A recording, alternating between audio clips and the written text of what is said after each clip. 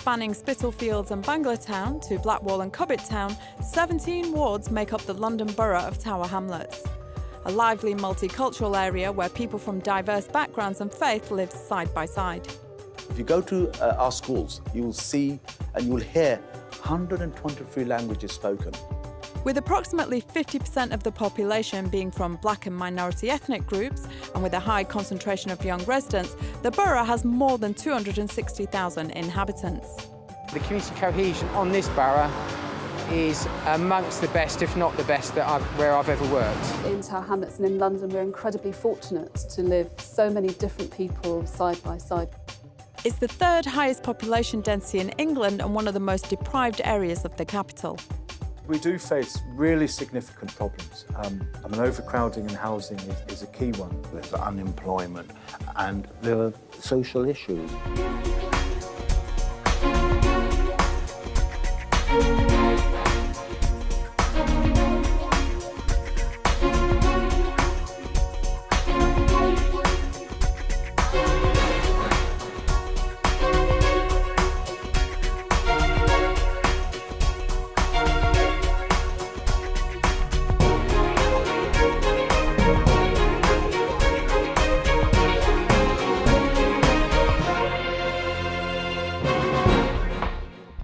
Tower Hamlets forms the core of the East End, and with the expansion of the area in the late 19th century, it became synonymous with overcrowding, poverty, disease and criminality. The borough has had successive generations of different immigrants settle there, beginning with the Huguenot refugees in the 17th century, Protestants who fled France escaping religious persecution. They were followed by Jewish settlers who created the rag trade in the area amongst other industries.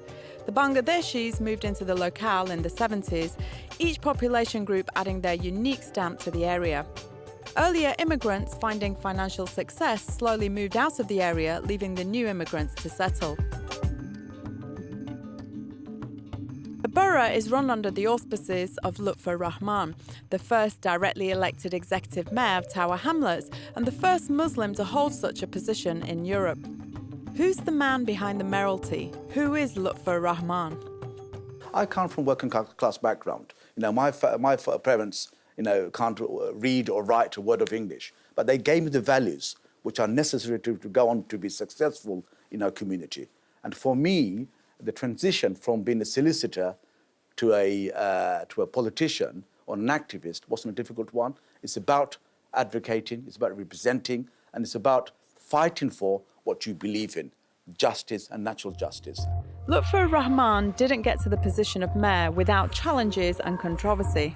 My support for the mayoral system had brought me into disrepute with the London Labour Party, but nevertheless, pursued with my endeavour. We had, by a referendum, the people of Tower Hamlets agreed to have a mayoral system. I put myself forward to be selected as a Labour Party candidate. However, in the selection, I was that candidate.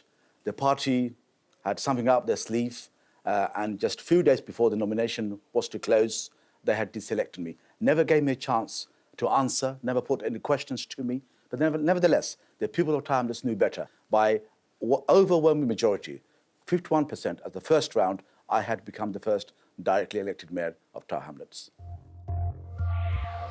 As the principal ambassador of the council, the mayor's main responsibilities include civic duties like attending community events and promoting public involvement in council initiatives and campaigns. Before I became the mayor, I had made 5 pledges: education, crime, environment, housing and jobs. Tower Hamlets is a busy and vibrant environment, a veritable hub of activity. Behind the exotic colours, sights, sounds and smells of the borough lays the darker side: crime. The problem with the crime rate is people don't necessarily report crime. I mean, if you ring up for the police, you know there's going to be a 10-minute wait sometimes. I mean, we've had trouble where I live and you're waiting 10, 15 minutes. Before, there's Asian children and other communities sometimes misunderstanding, but unfortunately this is good, at present good. The crime here has gone down. I mean, since there's a lot of youth work been more money being pumped into the system now. So, yeah, it's improved a great deal over the years. Every area in London has high crime rates, so you've got to be careful wherever you are.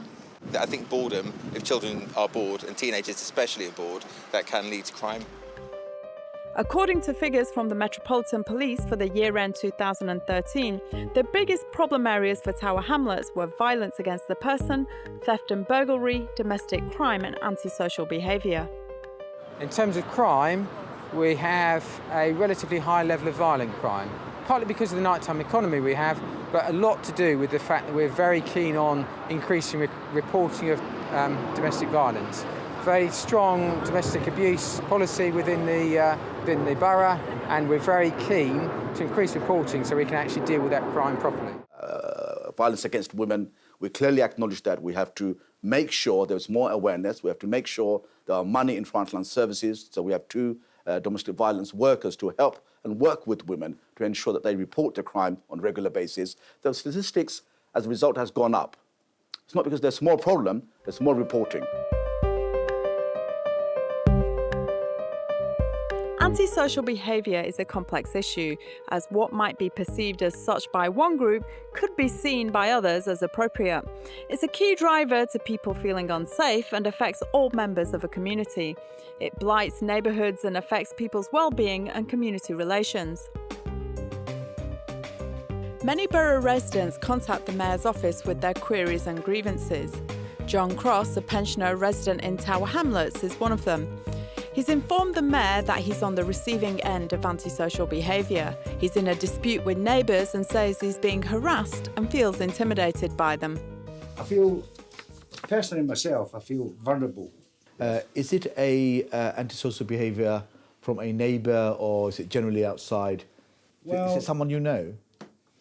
It's various people, because I have visitors attending my flat. My neighbours don't agree with this. Right.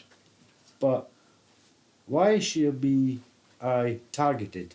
Now, the most recent incident I have had was a threatening letter through my letterbox, which was not signed. And you report this to the police on a regular basis, yeah? I can see this. Yes, the police are very aware.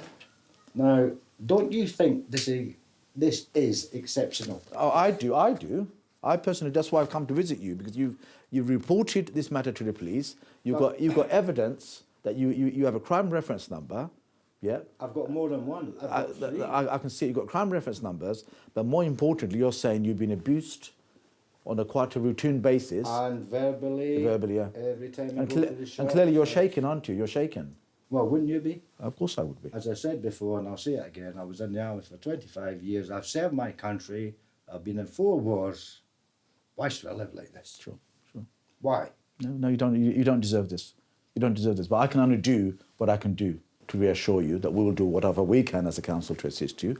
I'm going to also go back and contact the borough commander, and seek advice from him and help from him as to what could be done to further help you and assist you. As a resident, and as a mayor, I will do my best to help you, Mr. Cross. Is that okay? Well, that's okay. On the other end of the age scale, the youth are experiencing problems too, with drugs misuse. Tower Hamlets has a young population. 37% of the borough's population is aged between 20 and 34 years old. Well, the crime rate in this area is going up and up and up. And mainly a lot of it is to do with drugs. I don't personally take drugs, but other young people might take drugs is because it's just they haven't got nothing to do. Well, it's like every area, you've got drugs and there's no deterrent. So while there's no deterrent, it's still going to be rife. There's less crime and drug users. I hardly see any gangsters on the street nowadays. I actually saw a lot of my friends lose their youth to crime. Most of my close friends that grew up being exposed to Class A, Class B, Class C drugs. The crime rates are a result of this addiction that we have. Drug misuse is an issue for the borough and especially amongst the Bangladeshi community, not only amongst young men but also young women too. Many locals are at a loss as to how a very traditional and hard-working community with conservative religious and social values acquired this problem. We can't build a wall around a community or a borough. Drug use is a fact of life and is present in any society. 20 years, 15 years ago, 20 years ago, primarily the drug that young Bangladeshis would have been using would have been heroin, 80%, 85%. Now, there's much more what they call poly-drug use, so they're actually using different types of drugs. So whilst they may be using heroin, they're also using crack. And very close, third on the agenda will be alcohol. Third drug or problematic drug will be alcohol. So that's a big shift. 33% of people accessing drug treatment here in Hamlets are Bangladeshi origin. So that's a huge difference from 15, 20 years ago. So that's a positive in terms of access to treatment. In particular, within young women, we're concerned about cannabis and alcohol use. There's no research or statistic that we can point to. We're talking about anecdotal evidences and the information that we come across when we're doing workshops. So this is an area that we are actually quite concerned about, as a result of which actually we are actually starting a weekend women's only service. We have a young population, and most of the young are from the Bangladeshi community, are young men and women, and I believe it's also a cultural problem. I believe that there are sometimes, maybe our families are hiding away the issue, not confronting the youngsters. There's an inherent deterrent within the Muslim teaching. However, that hasn't stopped young Muslims from using drugs. And that's the negative element, which is that maybe we are, the way Muslims are discussing drugs is not the right way for the young population that we have here in Britain. Some of the reasons that we come across is that sometimes parents, them being brought up and taught in a different light back in Pakistan or Bangladesh, they're using the same methods to teach young people here. Whereas not really sitting down, explaining and discussing with your child the nature, problems associated with drugs. Just saying it's haram, don't do it, isn't cutting it for our young people. There's a very strong sense from the community that they don't like people taking drugs, and they're concerned about the effect drug abuse has, particularly on young people. Because as we all know, drugs drives antisocial behaviour and crime. I fully accept drugs is an issue in towns like any other inner city borough. And we acknowledge that, we recognise that, and we don't hide away from that. Hence, we have a targeted, a dedicated force, a task force, just to deal with the drugs as an issue. Our Dealer a Day programme with the police, we have agreed with the police that police must do their best to arrest at least one dealer a day.